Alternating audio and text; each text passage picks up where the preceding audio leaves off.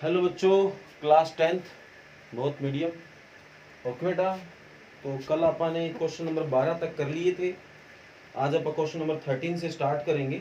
उससे पहले बेटा क्वेश्चन नंबर 11 और 12 प्रॉब्लम है बेटा, तो अपन पहले उनको समझेंगे, फिर उसके बाद अपन आगे बढ़ेंगे। ओके बेटा, तो क्या है क्वेश्चन नंबर 11, इसके बारे में आप बात करते हैं।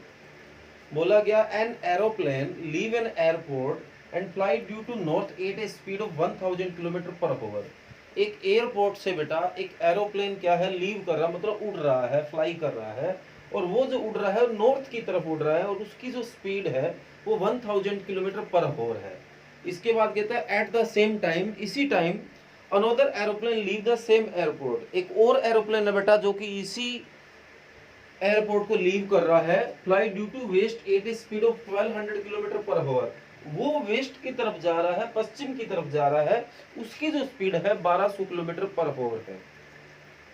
How far apart will be two planes after 1 and 1/2 hours। तो बताइए 1.5 घंटे बाद वो दोनों हवाई जहाज कितने दूर चले जाएंगे, या उनके बीच का डिस्टेंस क्या होगा, ये हमें निकालना है। हिंदी में बात करें तो बेटा सिंपल है। तो एक एयरपोर्ट है, एक हवाई जहाज है, जैसे मैं इसको बना लेता हूं, ठीक बेटा। तो एक हवाई अड्डा है बेटा, हिंदी में स्टेटमेंट बता रहा था मैं। उससे क्या है कि दो जहाज है, एक जा रहा उत्तर की तरफ, एक जा रहा पश्चिम की तरफ। उत्तर की तरफ जो जा रहा है उसकी स्पीड 1000 किलोमीटर प्रति घंटा है। जो पश्चिम की तरफ जा रहा है उसकी स्पीड 1200 किलोमीटर प्रति घंटा है। और दोनों एक ही टाइम, मान लेते हैं ये वो एयरपोर्ट है, एक इधर की तरफ चला गया, एक इधर की तरफ चला गया, तो दोनों 1.5 घंटे बाद कहीं ना कहीं तो जाएंगे। मान लेंगे कि यहाँ आ गया, एक यहाँ आ गया, तो दोनों के बीच की हमें दूरी ज्ञात करनी है। ओके बेटा, तो ये हमारा क्वेश्चन है आज का। तो ये नॉर्थ साइड होगी बेटा, ये वेस्ट हो गया, ये साउथ हो गया, ये ईस्ट हो गया। अब मान लेते हैं कि 1.5 घंटे बाद वो यहाँ पहुंचा ए, और ये 1.5 घंटे बाद इधर पहुंचा बी। ओके बेटा, तो दोनों के बीच की दूरी हमें निकाल के लानी है, दोनों के बीच का डिस्टेंस निकाल के लाना है। ओके बेटा, अब देखते हैं इसने क्या दिया है हमें। जो दिया है उस हिसाब से अपन स्टेटमेंट लेट कर लेते हैं। The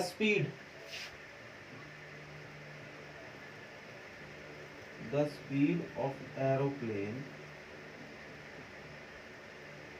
which fly due to north. उस एरोप्लेन की स्पीड बेटा जो कि नॉर्थ की ओर उड़ रहा है 1000 किलोमीटर प्रति घंटा।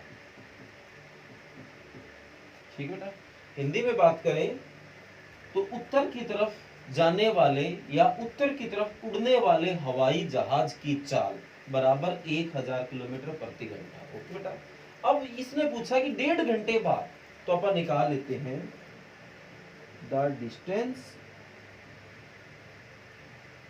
Travel by aeroplane in 3/2 hours. ठीक है बेटा, इसने तो 1 and 1/2 लिखा है, इसको अगर आप सही सोल्व करोगे तो 3/2 हो जाएगा। तो ये कितना हो जाएगा बेटा, 1000 इंटू 3/2, तो ये इससे कट हो गया 500 बेटा, तो 500 दिया 1500 किलोमीटर। तो ये 1.5 घंटे बाद भाई 1500 किलोमीटर चला गया। ठीक है बेटा, इसी तरह दूसरा, वीडियो क्वालिटी चेक कर लेता हूँ बेटा, दिखाई दे रहा है साफ। इसी तरह the speed of aeroplane which fly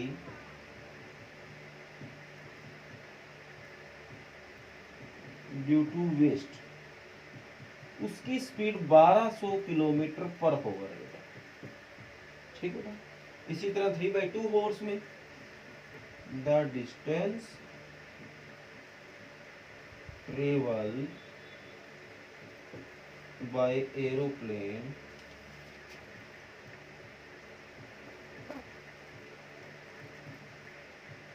in 3/2 hours, 1200 into 3/2, ये 600 पे कट हो गया 1800 किलोमीटर। ओके बेटा, तो ये आपका चला जाएगा 1800 किलोमीटर। ठीक है बेटा। अब दोनों जहाजों के बीच की दूरी ज्ञात करनी है हमें। अगर हिंदी में बात करें तो इसकी लाइन की तो मैंने हिंदी बता दी थी। The distance travel by aeroplane in 3/2 hour. तो 1.5 घंटे में जहाज द्वारा तय की गई दूरी क्या लिखो बेटा, 1.5 घंटे में जहाज द्वारा तय की गई दूरी। और इसके बाद सेम है, बस इसमें तो नॉर्थ और इसमें वेस्ट, बस इतना ही बदला, बाकी तो चीज सेम है। ओके बेटा, अब कुछ नहीं करना बेटा, इसको ओ नाम दे देते हैं। तो त्रिभुज ए ओ बी में आना, आपको इसमें परपेंडिकुलर और बेस दे रखा है, हिंदी में बात करें तो लंब और आधार दे रखा है, पाइथागोरस लगा के ये कर्ण हाइपोटेन्यूस निकाल लेना। ओके बेटा, तो जैसे कि मैंने उसमें पीछे भी बताया था ये कैसे पाइथागोरस लगाना है, तो उस हिसाब से ये आगे हो जाएगा। ओके बेटा, या थोड़ा सा मैं स्टार्ट करके दे देता हूं। तो in triangle AOB using Pythagoras, तो पाइथागोरस में क्या होगा, हाइपोटेनियस स्क्वायर मतलब AB स्क्वायर, बेस होगा BO स्क्वायर, हाइट होगा AO स्क्वायर।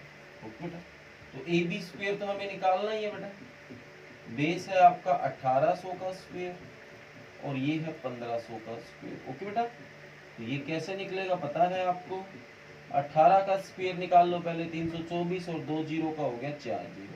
इसी तरह 15 का हो गया 225 और 2 जीरो का हो गया 4 जीरो, तो AB स्क्वायर, तो ये हो जाएगा 5,49,000। ओके बेटा, तो हमें तो AB चाहिए ना कि AB स्क्वायर चाहिए, तो दोनों साइड रूट कर दिया, इससे कटा तो AB, और इस 5,49,000 को मैं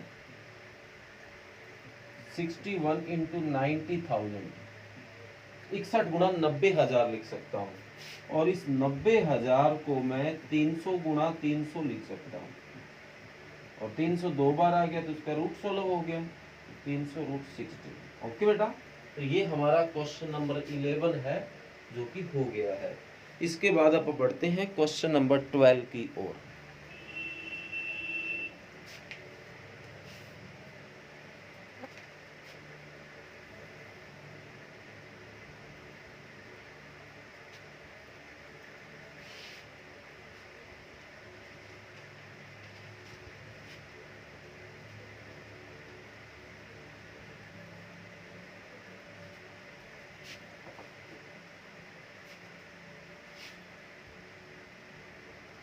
क्वेश्चन नंबर 12 में देखो क्या बोला गया है। टू पोल्स बेटा of height 6 metre and 11 metre stand on a plane ground. तो इसने बोला है कि दो पोल बेटा, एक की हाइट 6 मीटर और एक की 11 मीटर है, दोनों प्लेन ग्राउंड के ऊपर खड़े हैं। हिंदी में बात करें तो बेटा दो खंबे हैं, जिसकी एक की ऊंचाई 6 मीटर है, एक की 11 मीटर है, दोनों समतल मैदान पर खड़े हैं बेटा। If the distance between the feet of poles is 12 metre, अगर दोनों जो पोल्स हैं इनकी फीट की डिस्टेंस अगर 12 मीटर है, हिंदी में बात करें तो जो दोनों आपके पोल है बेटा, खंबे हैं, उनके नीचे वाले सिरों की अगर दूरी 12 मीटर है, तो find the distance between their top, तो इनकी टॉप का डिस्टेंस निकाल के लाइए, मतलब इनके जो ऊपरी सिरे हैं उनके बीच का डिस्टेंस निकाल के लाइए। ये क्वेश्चन में पूछा गया है। तो ये सबसे पहले मैं बनाता हूँ समतल जमीन बेटा, बिल्कुल सीधी जमीन। एक खंबे की ऊंचाई तो है 11 मीटर और एक की है 6 मीटर। ठीक है बेटा, तो ये AB हो गया, ये CD हो गया।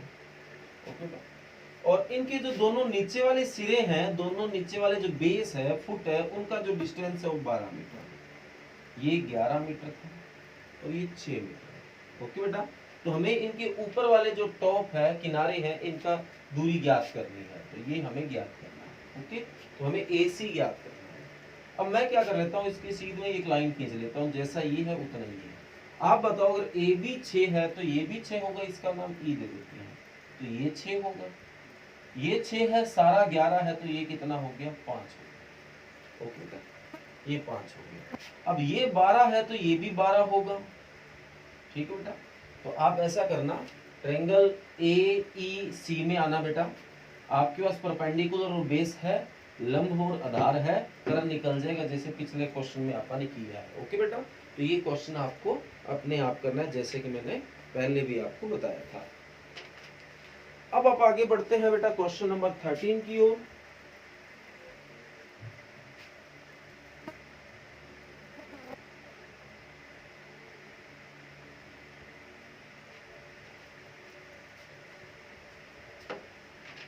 क्वेश्चन नंबर 13 में बोला गया D and E are point on the side CA and CB और respectively of triangle ABC right angle at C।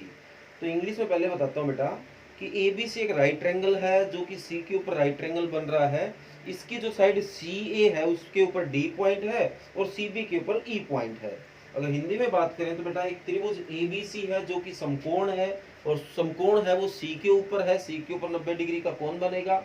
इसकी जो भुजा CA है उसके ऊपर D बिंदु है और CB के ऊपर E बिंदु है। और बाद में कहता है ये प्रूव करके दिखाओ। तो सबसे पहले मैं बनाता हूं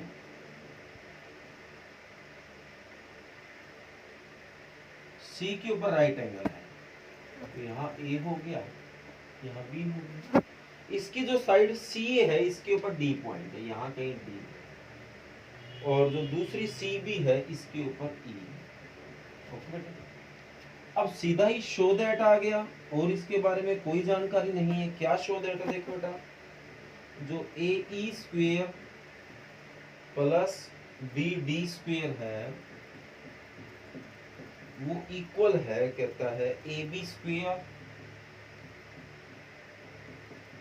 प्लस DE स्क्वायर। ये आपको शो करके दिखाना है। तो एक इंपॉर्टेंट क्वेश्चन है बेटा, वैसे तो इजी है पर इंपॉर्टेंट जरूर है इजी के साथ साथ, तो इसलिए आपको ध्यान से इसको देखना है और समझना है। तो देखो कैसे इसको करोगे आप। AE, तो सबसे पहले A को E से मिला दो। ठीक बेटा, इसको बिल्कुल स्केल से मिलाना, मैं हाथ से मिला रहा हूं तो लाइन आपको सही नजर आ रही होगी। BD, ठीक है, AB तो मिला हुआ है, और DE, जो जो आंसर उस हिसाब से मिलाते जाइए। अब आप ऐसा करेंगे, इसकी लेफ्ट हैंड साइड लेके चलेंगे और राइट हैंड साइड बना देंगे। तो इसकी लेफ्ट हैंड साइड जो है वो है AE square plus BD square. Okay बेटा, अब आप क्या करते हैं, AE और BD की वैल्यू निकालते हैं। आपको अगर AE निकालना है तो AE आपको दिखाई दे रहा होगा, तो आपको उस राइट ट्रायंगल में जाना है जिसमें AE आता है। आपको समकोण त्रिभुज में जाना है जिसमें AE आता है। तो समकोण तो 90 का एंगल तो यहीं बन रहा और कहीं नहीं बन रहा, और AE को यूज करना है तो ट्रायंगल आप AEC में आइए। तो इन ट्रायंगल AEC, A की काम हमारा फिक्स यूजिंग पाइथागोरस। ठीक है बेटा, तो पाइथागोरस यूज कर रहे हैं तो क्या फार्मूला होगा, हाइपोटेनियस, तो AE हो गया। क्यों हुआ AE? क्योंकि जो 90 की अपोजिट साइड होती है वो हाइपोटेनियस होती है, कर्ण होती है, बराबर CE square plus AC square. ये इक्वेशन नंबर 1 बन। ओके बेटा, अब BD स्क्वायर चाहिए आपको। BD दिखाई दे रहा बेटा, तो इसके लिए कौन सी ट्रायंगल में आओगे, तो इन ट्रायंगल BD, तो 90 डिग्री तो सिर्फ यहां बन रहा है, तो BCD में आओ। तो इन ट्रायंगल BCD। ओके बेटा, क्या यूज करोगे, यूजिंग पाइथागोरस थ्योरम।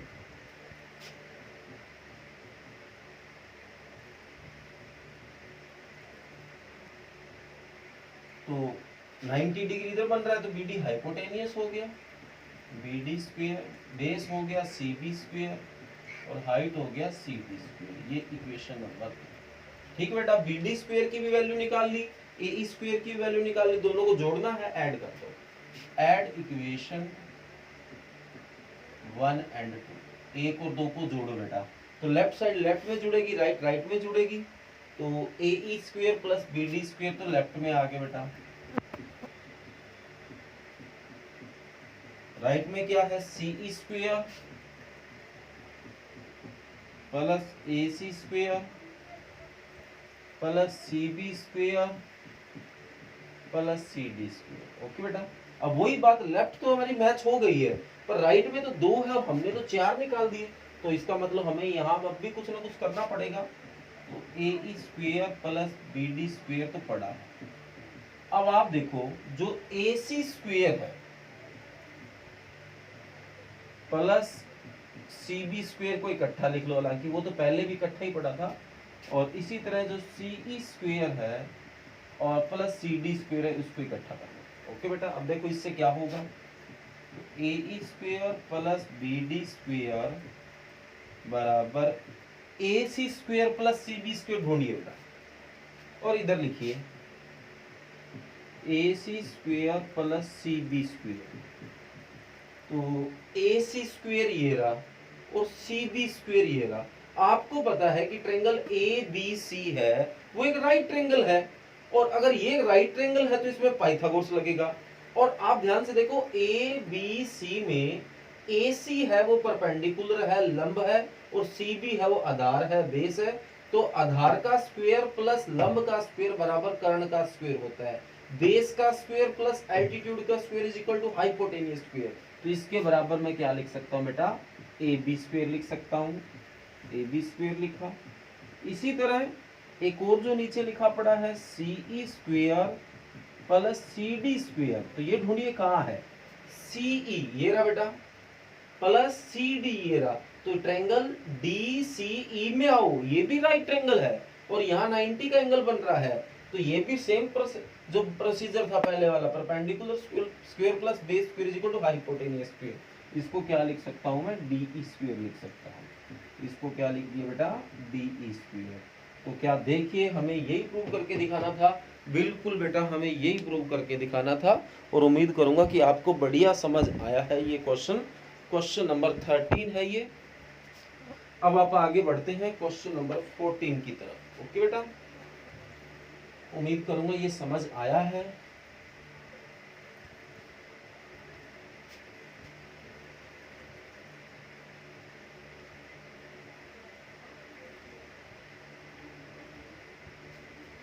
आगे है क्वेश्चन नंबर 14। देखते हैं क्या स्टेटमेंट है, क्या फिगर है, क्या करना है। 14 में ध्यान से देखो तो फिगर दे रखा है। तो सबसे पहले तो मैं उसको बनाता हूं।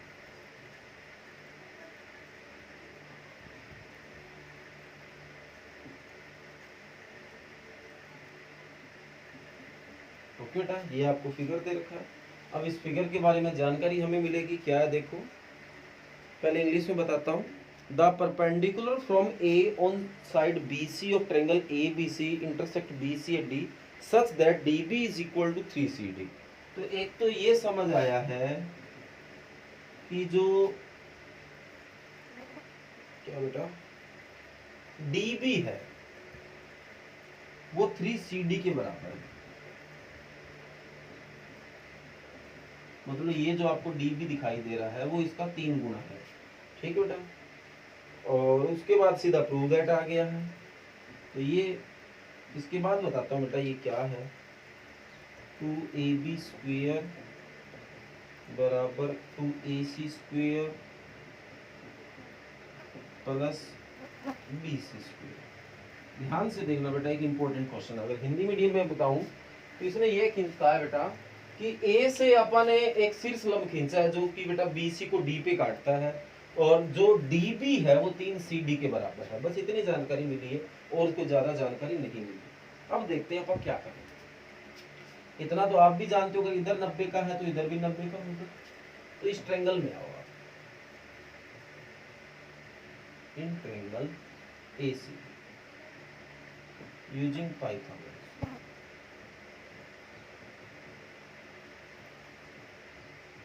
ठीक बेटा, तो इसमें यहाँ 90 का बन रहा है तो हाइपोटेनियस ये होगा AC square CD square plus AD square, equation number. इसी तरह इसमें हो रहा हो बेटा, in triangle ABD using Pythagoras.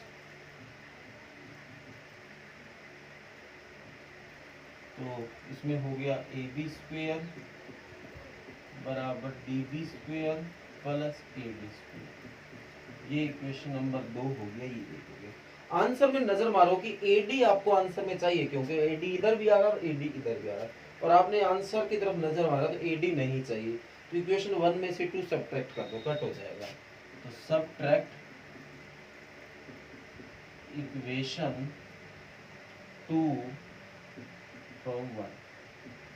Hindi में क्या लिखोगे, समीकरण 1 में से 2 घटाने पर। ओके बेटा, तो 1 में से 2 घटाया तो क्या आएगा, AC स्क्वायर में से तो आपने AB स्क्वायर माइनस कर दिया, CD स्क्वायर में से क्या माइनस कर दोगे, DB स्क्वायर, और AD से AD माइनस होके तो कट ही जाना बेटा। ओके, ये तो कट हो गया। अब देखो इससे हमें ये आंसर बनाना है, तो आंसर में एक साइड में ए बी आ रहा है और हमारा ए सी साथ आ रहा है, तो अब ए सी को इधर जाएंगे, तो ए बी स्क्वेयर पड़ा है, सी डी स्क्वेयर पड़ा है, डी बी स्क्वेयर पड़ा है, प्लस का ए सी इधर आके माइनस का। अब माइनस भी तो नहीं रखना इधर, माइनस को भी इधर जाने दो, तो ए बी स्क्वेयर माइनस इधर भेजा, तो ये माइनस का, ये प्लस का, ये प्लस का, तो इसको आगे लिख देता हूँ मैं, प्लस आगे, ये बीच में पड़ा रहने दो चाहिए, सर ये प्लस वाले आगे लिख दो, माइनस का सी डी स्क्वेयर पीछे लिख दो। ठीक बेटा, पर आंसर तो ये तो नहीं चाहिए हमें, आंसर तो कोई और चाहिए। अब देखो इसका यूज करते हैं।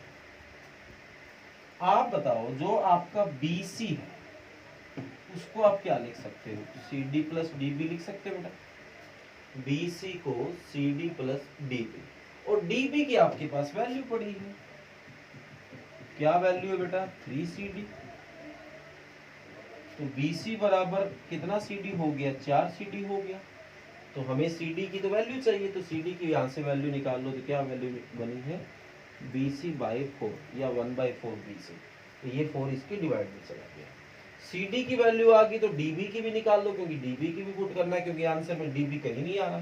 तो आपको पता है कि जो BD है वो 3CD है, DB लिख लो, एक ही बात है, बाकी तो वो 3CD है, और CD की आपने अभी वैल्यू निकाल ली है, तो DB बराबर 3 इंटू CD, और CD की ये वैल्यू पड़ी 1/4 BC, तो ये आपका बन गया 3/4 BC। ओके बेटा, ये लो DB की भी वैल्यू आ गई और CD की भी वैल्यू आ गई, वो 10 करें, तो DB and CD put in equation 3। Equation 3 है आपका ए बी स्क्वेयर बराबर A C square plus D B square. D B की वैल्यू कहाँ है बेटा, ये 3/4 BC, 3/4 BC का स्क्वेयर माइनस सी डी का स्क्वेयर, सी डी अभी निकाला था 1/4 BC।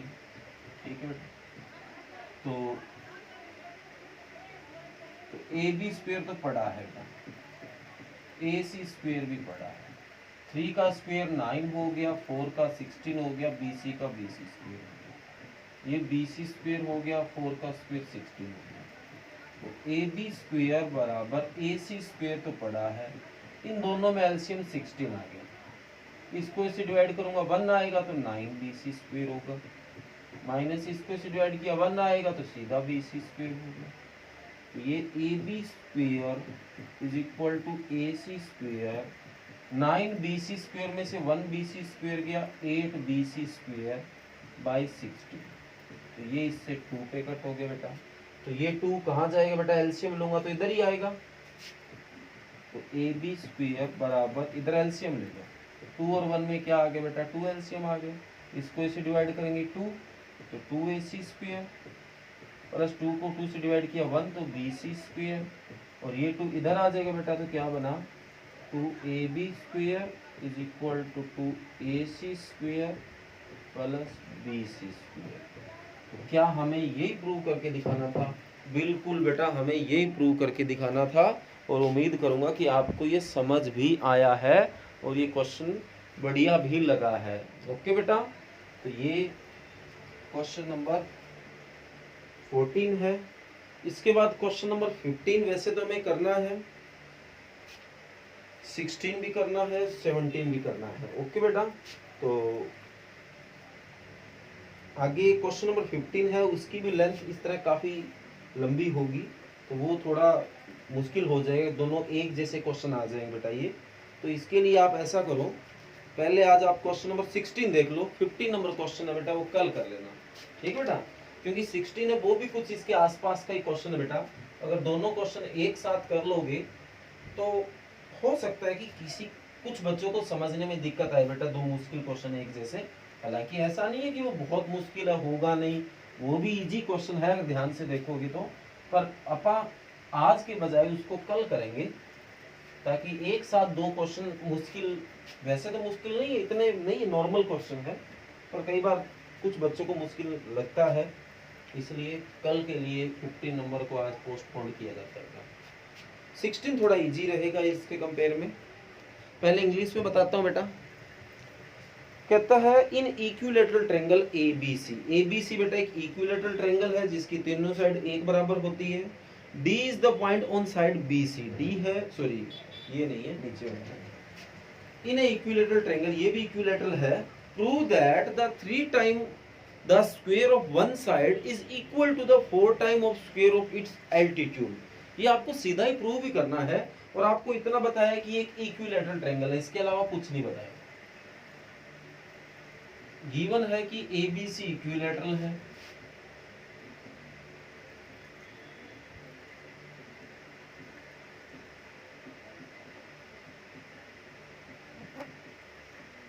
ठीक बेटा। एक तो ये बताया आपको, और एक आगे सीधा ही आ गया कि प्रूव करके दिखाओ कि इसकी किसी एक साइड का स्क्वायर का 3 टाइम, तो इसकी किसी एक साइड, कोई भी साइड उठा लो, AB उठा लिया, उसके स्क्वायर का 3 टाइम, ओके बेटा, इक्वल होगा इसके एल्टीट्यूड के स्क्वायर के 4 टाइम। तो एल्टीट्यूड अपन ले लेते हैं बेटा 90 डिग्री, तो ये होगा आपका AD स्क्वायर के 4 टाइम का, ओके बेटा। ये शो करके दिखाना है, बस इसकी स्टेटमेंट ही क्वेश्चन बेटा।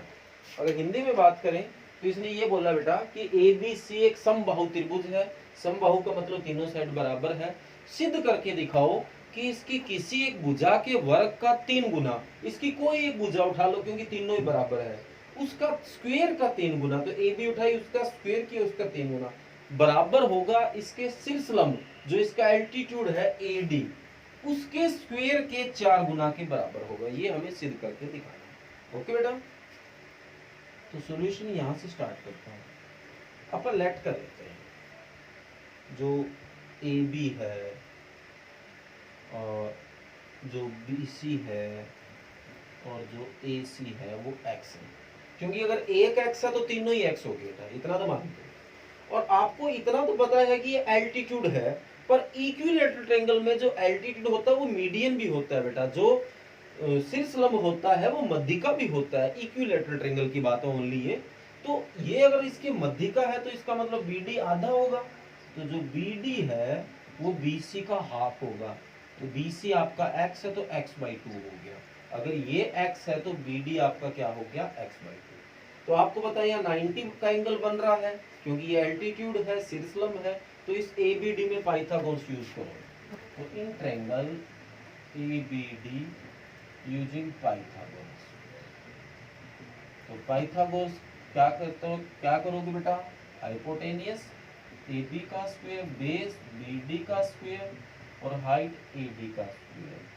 तो AB स्क्वायर की वैल्यू x है तो x स्क्वायर हो गया, BD x/2 है, और AD स्क्वायर की कोई वैल्यू नहीं है हमारे पास, तो ये x का स्क्वायर हो गया, ये x स्क्वायर बटा 4 हो गया, प्लस AD स्क्वायर, तो प्लस का ये इधर आके माइनस का हो गया, बराबर AD स्क्वायर।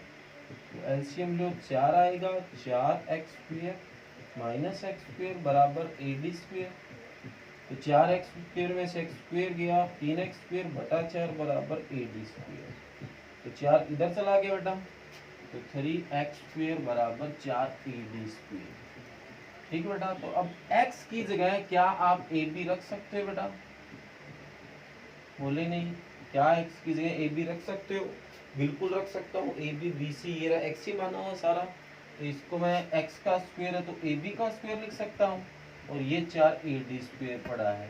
तो ध्यान से देखो, क्या हमें यही प्रूव करके दिखाना था, बिल्कुल हमें यही प्रूव करके दिखाना था, ओके बेटा। तो ये आज का आपका वर्क है, तो ये अच्छे से बेटा कर लेना। अब रही बात रिवीजन वर्क की, तो वो मैं आपको बता देता हूँ। 6.2 के आपने 3 क्वेश्चन रिवाइज कर लिए थे, आज आपको जो रिवीजन करनी है उसके अगले 3 क्वेश्चन बेटा, तो क्वेश्चन नंबर 6 तक आज आप इसके रिवाइज कर लेना, ओके बेटा। तो जो रिवीजन वर्क और जो रिटन वर्क है, सारा वर्क दोनों मीडियम का कॉमन है। दोबारा से बता देता हूँ, रिटन वर्क तो आपको मैंने जो करवाया है वो समझ आ ही गया आपको। जो रिवीजन वर्क है वो प्रश्नावली एक्सरसाइज 6.2 के क्वेश्चन नंबर 4, 5, 6 ये 3 क्वेश्चन रिवाइज कर लेना, और ये जो रिटन करने के लिए वर्क दिया वो बेटा राइट कर लेना, ओके बेटा। Thank you.